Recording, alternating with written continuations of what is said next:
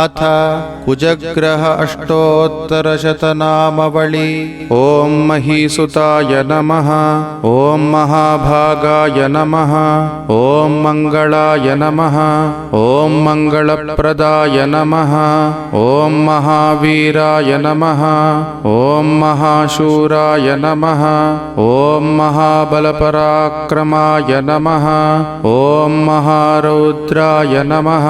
ॐ महाभद्राय नमः। ॐ माननीयाय नमः।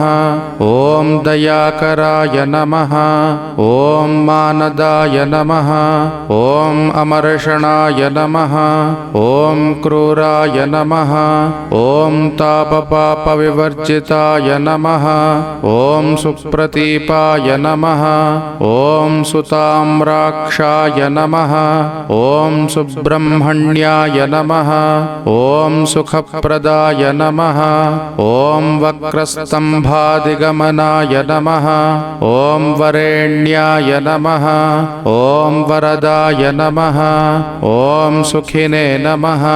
ॐ वीरभद्राय नमः। ॐ विरूपाक्षाय नमः। ॐ विदूरस्थाय नमः। ॐ विभावसवे नमः।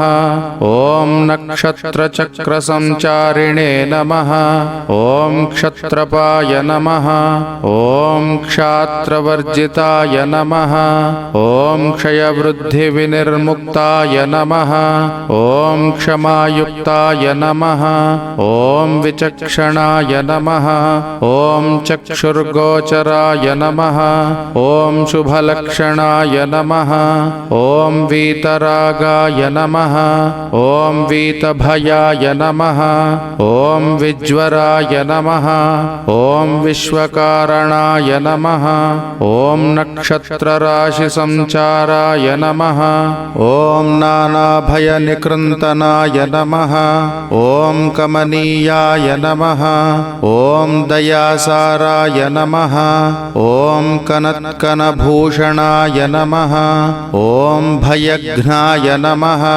ॐ भव्यफलदाय नमः। ॐ भक्ताभयवरप्रदाय नमः। ॐ शत्रुहन्त्रे नमः। ॐ शमोपेताय नमः।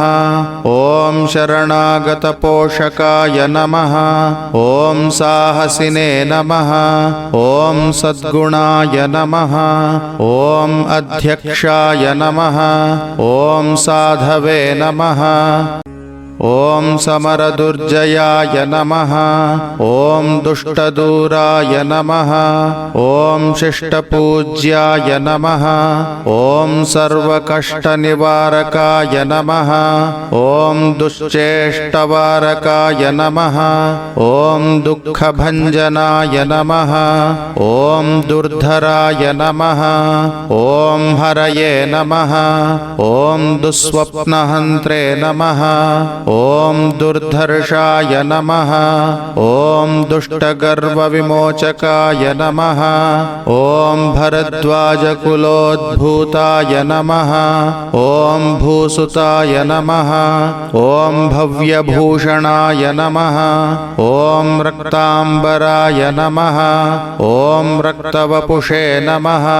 ॐ भक्तपालनतत्पराय नमः। ॐ चतुर्भुजाय नमः। ॐ गदाधारिणे नमः। ॐ मेषवाहाय नमः। ॐ मिताशनाय नमः। ॐ शक्तिशूलधराय नमः। ॐ शक्ताय नमः। ॐ शस्त्रविद्याविशारदाय नमः। ॐ तार्किकाय नमः। ॐ तामसाधाराय नमः। ॐ तपस्विने नमः। ॐ ताम्रलोचनाय नमः। ॐ तप्तकाञ्चनसङ्काशाय नमः। ॐ रक्तकिञ्जल्कसन्निभाय नमः। ॐ गोत्राधिदेवाय नमः। ॐ गोमध्यचराय नमः। ॐ गुणविभूषणाय नमः। ॐ असृजे नमः। ॐ अङ्गारकाय नमः। ॐ अवन्तीदेवाय वेङ्कटेशाधीशाय नमः। ॐ जनार्दनाय नमः।